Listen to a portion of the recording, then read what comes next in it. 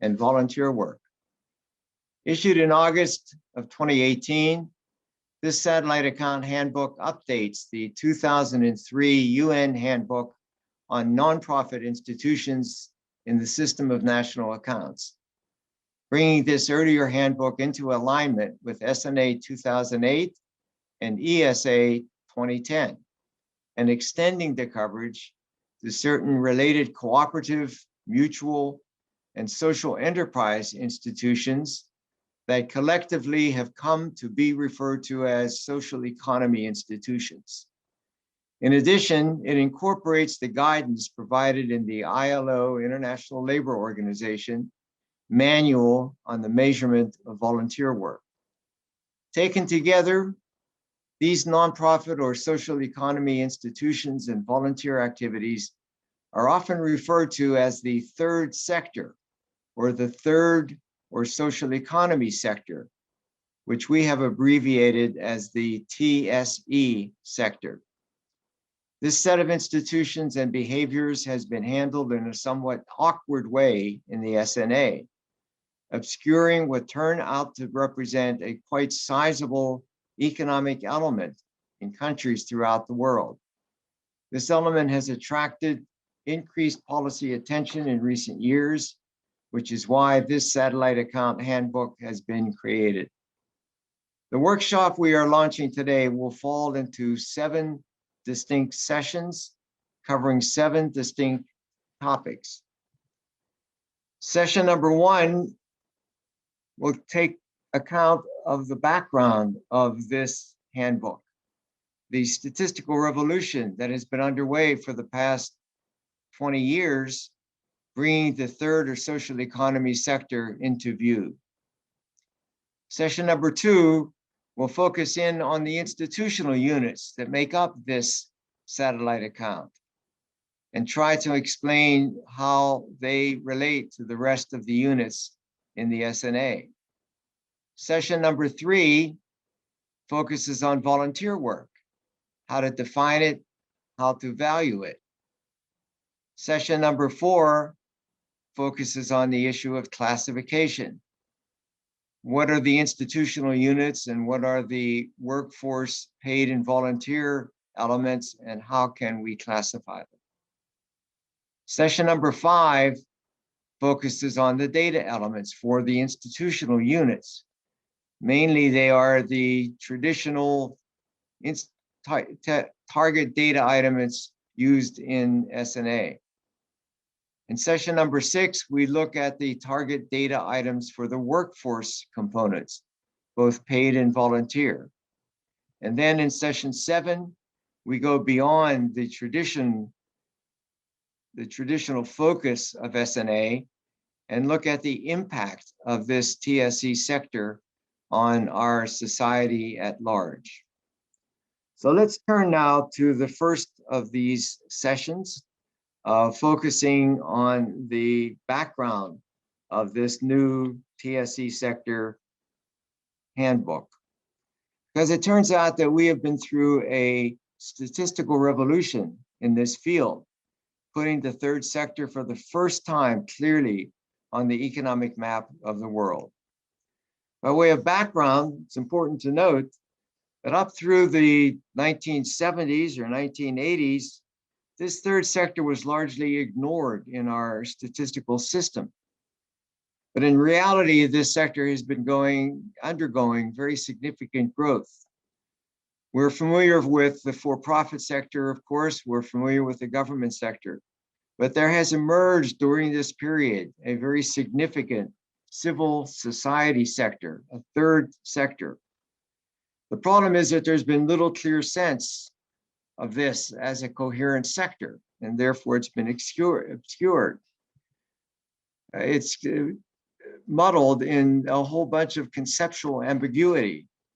There are diverse types of entities that make it up, which make it difficult to really define it with precision. The legal treatment of this sector has been awkward in many, many countries. Without a clear legal structure, it's often difficult to understand what this sector consists of. There are very cultural traditions that have been driving the variations in this sector. And then all of this has led to a multiplicity of terms and concepts: nonprofit sector, charitable sector, social economy sector. These are all terms that in various parts of the world are used to describe this same phenomenon. And then complicating things even further has been the treatment of these institutions and activities in the SNA. It turns out that the SNA structures work pretty well for corporations. They're in two sectors that are pretty clearly identified. It works pretty well for government units. There is a special general government sector that more or less captures all of the relevant units. Households too have their own sector. But when it comes to the nonprofit institutions, they turn out to be scattered throughout almost every one of the sectors of the traditional SNA, of the core accounts. And worse yet, once they get put into these other sectors, they disappear from view except for a very small fragment referred to as NPISH. And those of you who are statisticians will know NPISH stands for Nonprofit Institutions Serving Households. So what has been missing is a coherent concept that will bring these varied institutions into view and identify them as something with enough commonality to be considered an identifiable economic sector. And so our metaphor for the work that I'm going to describe to you today, that our center at Johns Hopkins has been very much involved in carrying out, is a pair of glasses. When I take my glasses off, the world gets very blurry. I can't make out the reality that I'm looking at. The reality is there. The problem is in my eyeglasses that I just can't bring them out of the background. I put on my glasses and things that were always there but were invisible to me become much more clear. And that is what the work that we've been engaged in and that is captured in this new statistical handbook is attempting to do, to bring a set of concepts around this third sector into view so that we have a way to see this sector much more clearly and then capture it in our economic statistics. Now, to get to this point, we had to take 4 fairly distinct but overlapping steps. We began with a research effort called the Johns Hopkins Comparative Nonprofit Sector Project. It began in the late 1980s, and its goal was to analyze the commonalities among these nonprofit institutions in different parts of the world, despite the cultural differences, despite the legal differences, and to bring them into focus for the first time. We began this project very modestly with 8 different countries, many of them in Central and Western Europe, but some also in Central Europe and in the developing world and in Asia and Latin America. We ultimately grew into a very massive project involving 42 different countries, representing every single continent in the world, every single religious tradition or every major religious tradition, and every major region of the planet. And our goal was to identify, as I said, the commonalities among these types of entities to which we could apply this term, the third sector or the TSE sector. And this basic definitional task probably took us about 1.5 years in the project because we had to reconcile many different conceptions in many different countries. And we ultimately came up with a conceptualization built around 5 key concepts. First of all, and we did this in a bottom-up fashion. That is, we asked all of our colleagues in these different countries. We built a huge research apparatus with local associates and additional researchers in each one of the countries in which we worked. We also worked with local advisory committees to make sure we were touching the reality in a coherent way. And this led us to these 5 key attributes that became the defining features of this nonprofit sector that we started out working on. First of all, we focused in on organizations, but a very sociological view of what is an organization. It did not have to be legally ratified. It simply had to exist as a set of activities that had a degree of structure to them. They had regular meetings. They existed over time. There was a leadership structure to them. These were the concepts. So they could be informal organizations, but they had to be organizations. Second, these institutions were defined as being private. That is to say, they were institutionally separate from government. They were distinct from the institutions of the state, and in that sense were private. Thirdly, very significantly, we focused on institutions that were nonprofit distributing. The term that's frequently referred to them is that they are nonprofit institutions, but that's a little inaccurate. They're allowed to earn profits. What's disallowed, not allowed, is the distribution of those profits to a set of investors or managers or participants or other stakeholders. They were nonprofit distributing, and any profit they earned had to be reinvested into the organizations.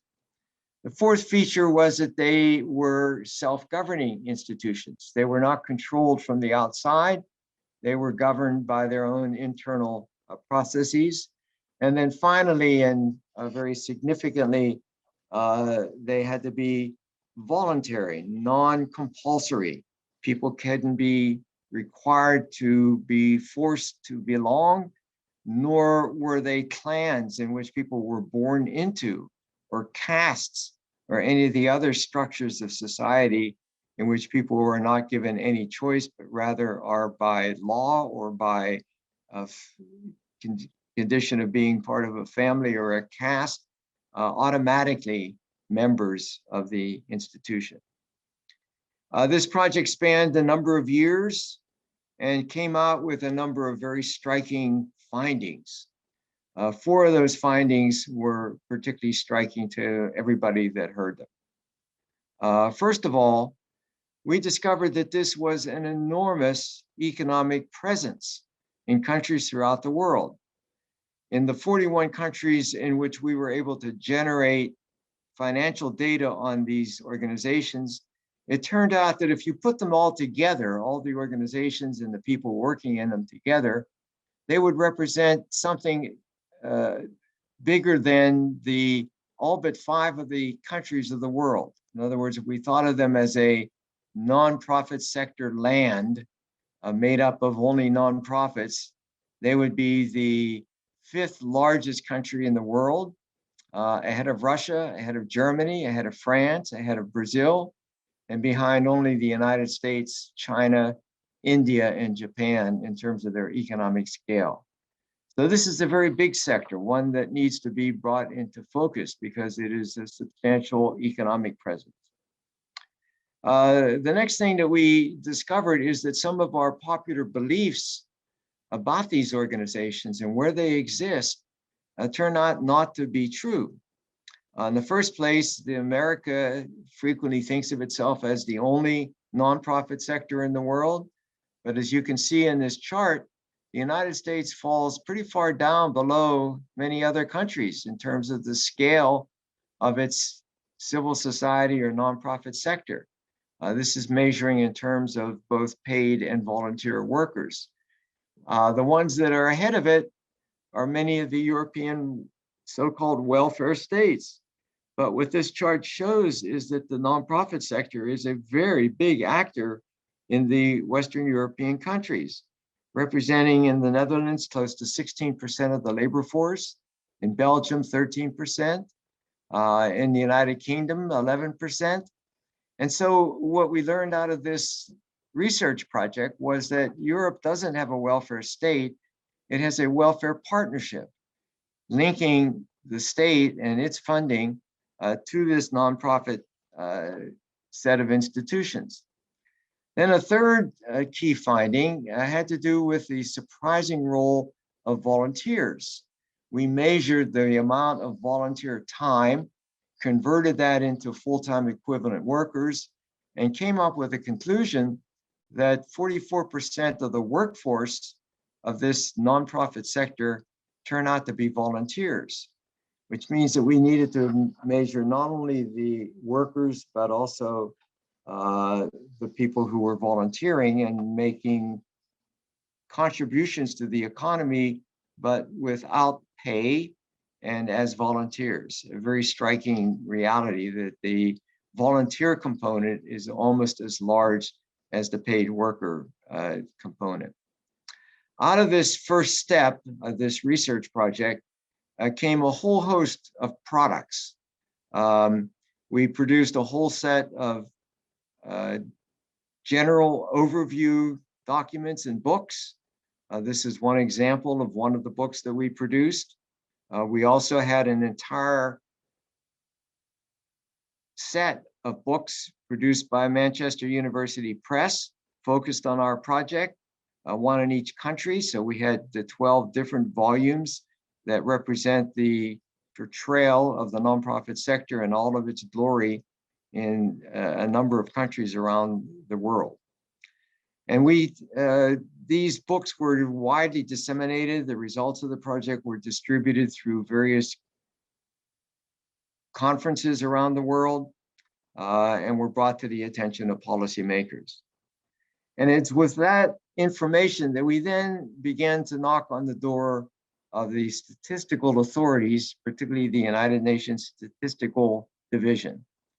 And we went to work with them and basically said that we think that this sector deserves to be treated more prominently in the SNA statistical system, that these are now buried in the SNA statistics that each country produces on their economy, and that we needed to do something to bring it into better view. And this then led us to the second step, which was the creation, thanks to the willingness of the United Nations Statistics Division, to allow us to work together with the authorities that oversee the SNA and with statistical agencies around the world to produce a handbook on the treatment of nonprofit institutions in the system of national accounts. So what did this new handbook on nonprofit institutions, which was issued in 2003, what did it do? A number of key breakthroughs, 5 of them in particular. First of all, it called for the creation of satellite accounts on nonprofit institutions. Satellite accounts are, as you all know, as statisticians, are efforts to pull out of the existing SNA data a spotlight on particular components of the entire economies that are somehow not as clearly portrayed in the core SNA system. And we basically got the green light to create, to recommend the creation of satellite accounts on nonprofit institutions. The second thing that this handbook did was to adopt our CNP project, Comparative Nonprofit Sector Project, definition of what an NPI is, those 5 key characteristics that I identified before. Thirdly, and very significantly, the handbook incorporated the concept of measuring volunteer work as part of the SNA. This was a very significant breakthrough, as some of you who are familiar with SNA will know, because SNA did not do a very thorough job of focusing on and highlighting the work of volunteers. Fourthly, a little more technical, the handbook acknowledged that although nonprofit institutions are sometimes put into the market economy, into the corporate economy, one of the 2 corporate sectors, financial and non-financial, They also have non-market output, which should be captured. This is the output that is supported not by market sales, which is the feature that is fundamental in the SNA, but by charitable contributions, by volunteer effort, and by all these other informal means that do produce output, but that's not captured in the core SNA. And then finally, as you'll hear later, the handbook on nonprofit institutions in the system of national accounts adopted the classification system that we developed for nonprofit institutions. And there we had developed something that provided more detail than the standard industrial classifications. And we called this the International Classification of Nonprofit Institutions. So this was a very significant breakthrough in 2003. And then it was followed up when 2008 SNA and the 2010 ESA were adopted. And when a revision was brought forward of the ISIC, International Standard Industrial Classification, went through its own revision, which came out also in 2008. It's called Rev 4. And so we had two new general statistical manuals, the 2008 SNA and its next of kin, the 2010 ESA, and the ISIC, the ISIC Rev 4. And what did this do? Well, it added further authority to what the 2003 NPI handbook had already achieved. First of all, actually, it did 5 things. It reinforced the call for nonprofit institutions' satellite accounts. Essentially, it endorsed what the 2003 nonprofit institution handbook did put forward. Secondly, it called for the subsectoring of these different institutional sector accounts that had within them both NPIs and non-NPI components. And it basically said, let's shine a spotlight on the NPI components. Let's separate them out. Let's distinguish them in our data so that we could compare the role of nonprofit institutions and non-nonprofit institutions. That this sector or subsector was sufficiently important to the economies of our countries that it deserves separate treatment in the data that is being produced under the SNA system. The third thing it did was to have a complete chapter on NPIs within the core of the SNA system, and therefore added a chapter to the books that came out reporting on the 2008 SNA that had a dedicated chapter on NPIs. The fourth thing it did was reinforce the need for coverage of volunteer work. In other words, it called for improvement of the treatment of volunteer work in the SNA. And then finally, it adopted most of the innovations that we had recommended of the classification system for NPIs, made them core parts of the SNA and ISIC classification structure by providing more detail on the kinds of work that these institutions carry out.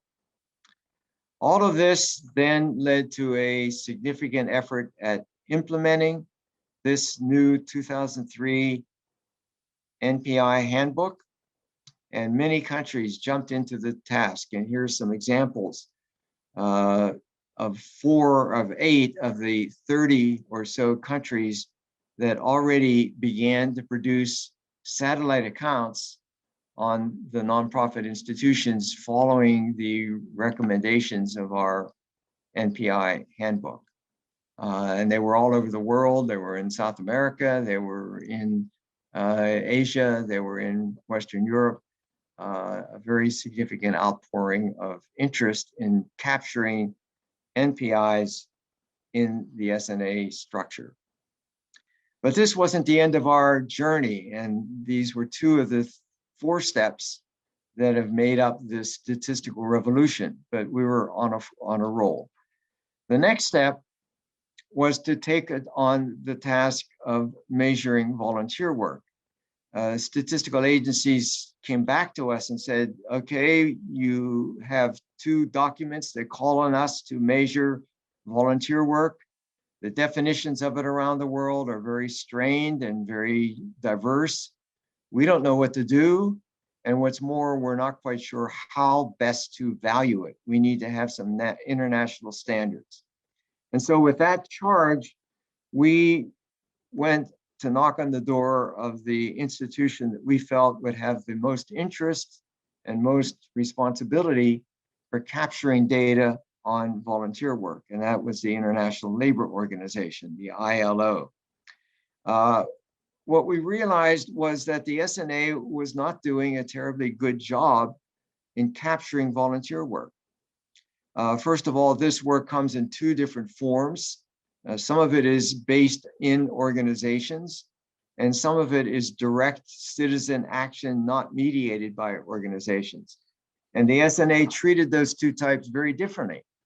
So far as organization-based volunteering is concerned, SNA basically said, okay, we'll measure it at cost. Well, that was a bit of a cop-out, a bit of a little trick, because volunteer work is not paid, and therefore it does not cost anything. The cost of volunteer work is 0. And so by announcing that it was going to be valued at cost, the SNA essentially decided that it would not be valued at all. And therefore, all the organization-based volunteer work was simply overlooked in SNA.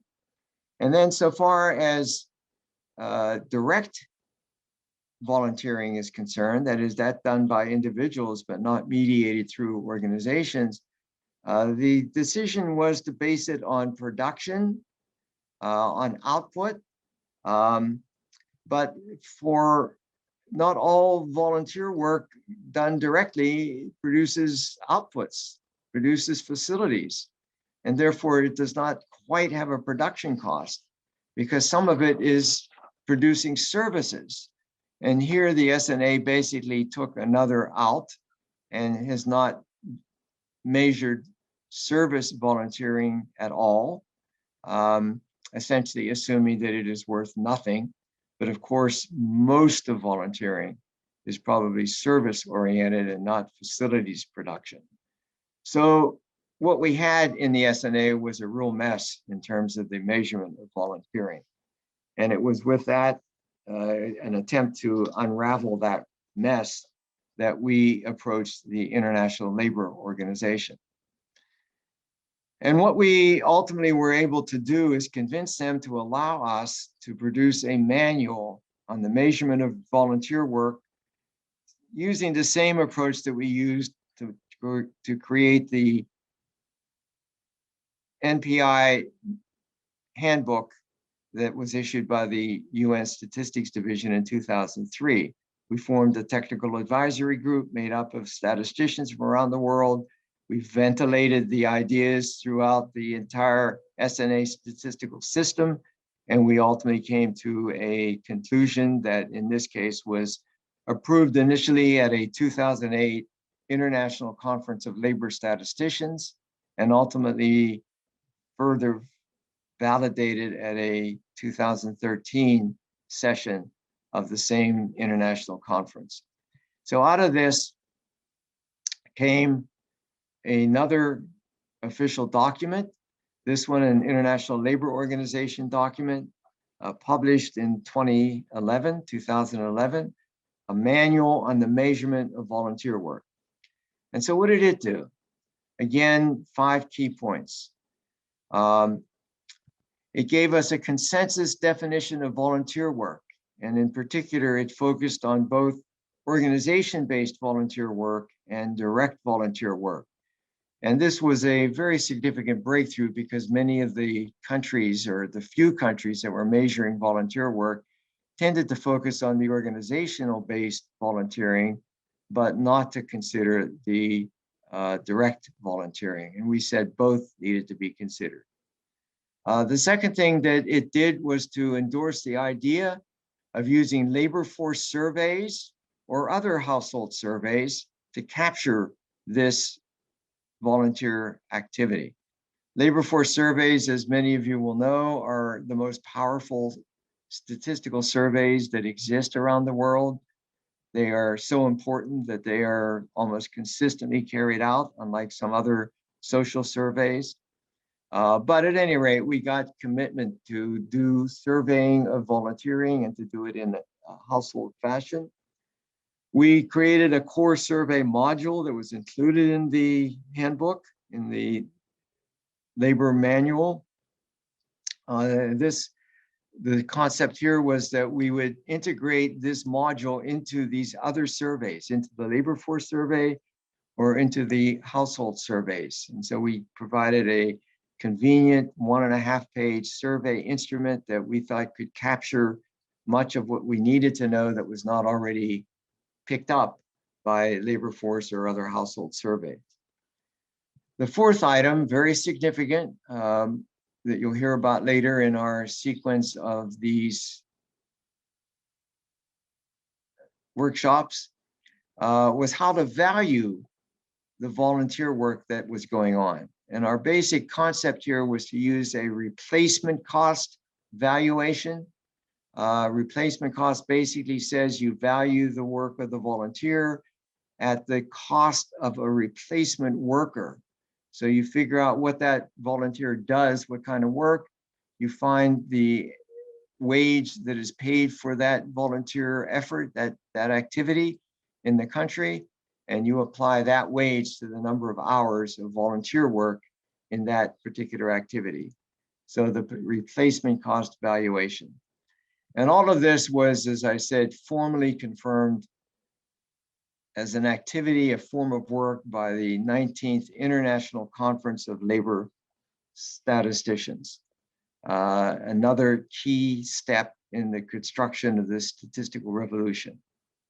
So that then brings us to the final and fourth step. And this step involved a broadening of our conception from nonprofit institutions and volunteering to something that came to be called social economy in different parts of the world. And it also connected to the sustainable development goals that were under development, as you may know, by the United Nations to guide the international community in the period from 2015 through 2030. And what emerged in that effort to create these sustainable development goals was the recognition that this sector that we were focusing on, call it the civil society sector, which is one version of the language that's used to describe it, or the social economy sector, or the third sector. Reports coming out of the UN, and this happens to be the report of the Secretary General on this whole concept of the Sustainable Development Goals. And in that, the Secretary General wrote that the 2030 Development Agenda needs civil society to serve as a participant, joint steward, and powerful engine of change and transformation, and went on to praise volunteerism as another powerful and cross-cutting means of implementation. So this was further validation of the importance of this sector and of the need for countries to develop meaningful data on them using these new statistical handbooks. And the EU Council made similar comments. There, the focus was on the social economy, which is a somewhat broader notion than nonprofit institutions. And it called on European statistical authorities, Eurostat, et cetera, to consider developing and implementing satellite accounts on the social economy. And this in turn motivated us to see if we could bring the social economy into our work as well and to add it to the nonprofit institutions. And so we began to think about what makes up this social economy and whether we needed to broaden our concept, as many people in Europe were suggesting. And we came to the conclusion that, first of all, it's true, nonprofits are not alone. There are other institutions that share with nonprofits three core features that are very important to the nonprofit institutions, but also are important to these institutions. First of all is this notion that they are private. So the concept of being private, privatism. They are not part of the state, and they are different from other parts of the private sector. The second concept is that they have a public benefit focus. So if the privatism idea differentiates them from the state, the public benefit focus differentiates them from business entities. And then finally, the third key element is free will. That these are all institutions that people choose to be part of without compulsion. They're not born into it. They are not forced to do it by law. They are freely able to take this on. So this became then the charge for the fourth step in this effort, how to bring in the components of the social economy that go beyond nonprofits, but share with nonprofits these three features of privatism, public benefit focus, and free will. And it turns out that there were several kinds of institutions that fell into this common definition, common concept.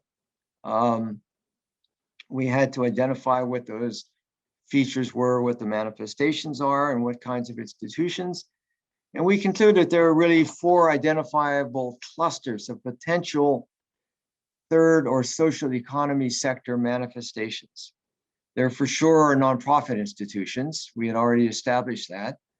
But there are also cooperatives and mutuals that make up what the Europeans, at least, were calling the social economy. A little different, but they share these three critical values. And then there's this whole new world of social enterprises or social ventures. These are public benefit organizations that nevertheless utilize the market to carry out their purposes. They build enterprises, but the enterprises are not profit maximizing enterprises. They are social purpose enterprises. And then finally, the fourth component is all of the volunteer activity, individual activity without pay, for which there are many different terms, but we use the term of volunteering as a collective to refer to them. Now, when you turn to the SNA and ask how does it treat these institutions, a very interesting thing emerges. It turns out that the same thing is true about these new institutions, these additional ones, as was true of the nonprofits. That while the SNA structure of sectors works for corporations and government, it doesn't do such a good job for these other entities. And so it does okay for households too. But when it comes to NPIs, as we've already seen, they are in almost all the sectors. So once they get assigned to a sector, they disappear as nonprofits. But the same thing is true of cooperatives and mutuals. They're in several different sectors. And the same thing is true of social enterprises. Some of them are non-financial or financial corporations. Some of them end up in NPISH. Some of them are NPIs. And when they are put into these other sectors, the same thing happens. Poof. They all disappear from view. They're in the statistics, but you can't see them. You can't measure them. You can't understand them. And so we had to find a way to pull them out and to identify them. And then one more complicating feature about these other types of entities is that while some of them fit into something we could call the third or social economy sector, not all of them do. And therefore we had to make divisions between the in-scope and the out-scope cooperatives, for example, and the in-scope and the out-of-scope mutual associations, and the in-scope and the out-of-scope social enterprises. And so we had to find dividing lines. A very difficult idea in the world of S&A, but a very critical one for our preservation of this central concept. And so what emerged from this effort, and we will get into this in more detail, was a much more complicated concept of a TSE sector. It included most NPIs, but it didn't include all social ventures. It doesn't include all cooperatives, and it doesn't include all activity without pay. There is a line that had to be drawn, and the circle reflects that line. It essentially is all of the components that truly do meet a set of key criteria that we're going to spend a fair amount of time defining in a little more detail. Essentially, we had to develop two sets of defining features, operational features. One of them for the organizational components or the institutional unit components, and the other for the volunteer components of this sector. So far as the organizational components, and we will be going over this in much greater detail as we get through the other workshops on different days, I'm sure.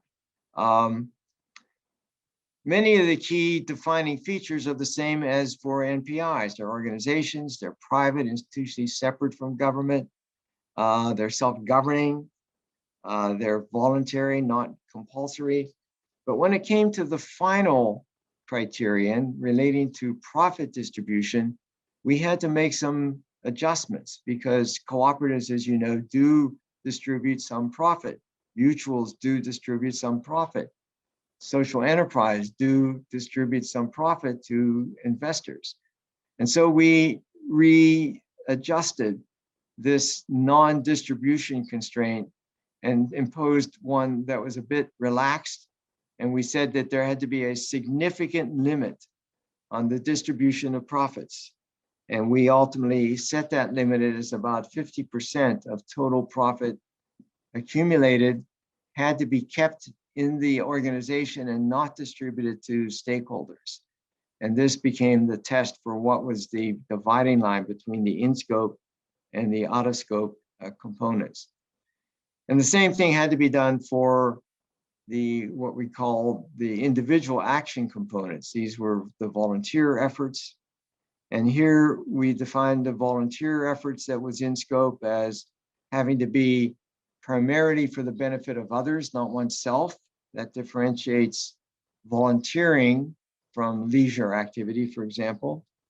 It had to be carried on for a meaningful period of time. This is true of all activity in the S&A and in the ILO employment world.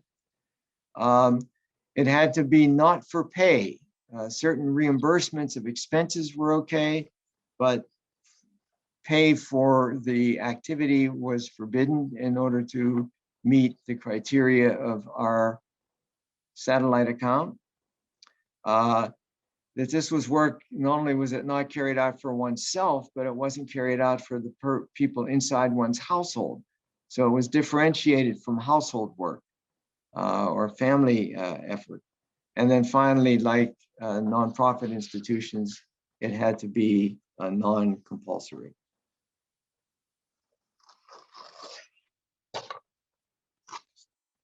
So out of this came our new United Nations satellite account on nonprofit and related institutions and volunteer work handbook. I call your attention to the download information about this handbook. If you have not put your hands on it already and begun to study it, you can go online and get the online version. What did it do? First of all, it broadens the coverage.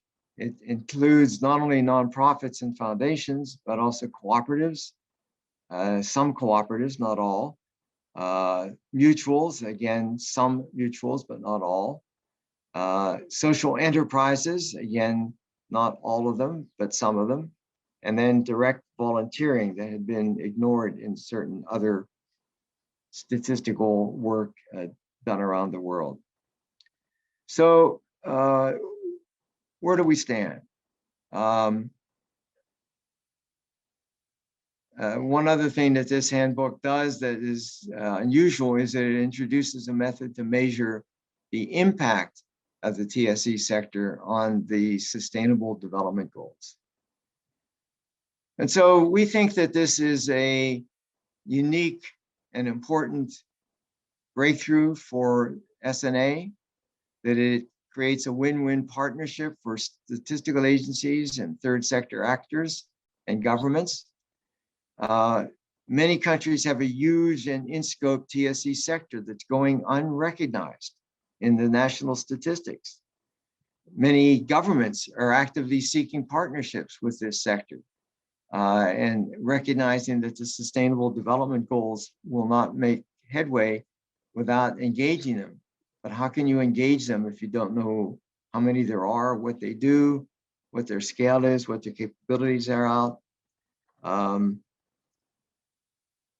So this has become a sector of enormous interest, but the TSE sector has been largely invisible in the existing national account statistical system, complicating progress. Major in-scope entities are buried in other sectors. We've seen that. Some of the units are missing. Volunteering has been out of bounds, so there have been significant problems with our statistical system in capturing this sector. We think that there would be enormous gains achieved by bringing this sector into better view, and that the statistical system itself would be better off having these entities revealed in our core statistics. Major in-scope, better data would help foster and promote partnerships. The statistical machinery to do this is already in place. Much of the data is in place. So we're talking about rearranging data, not creating it anew. And our statistical agencies are needed now to help get this machinery implemented.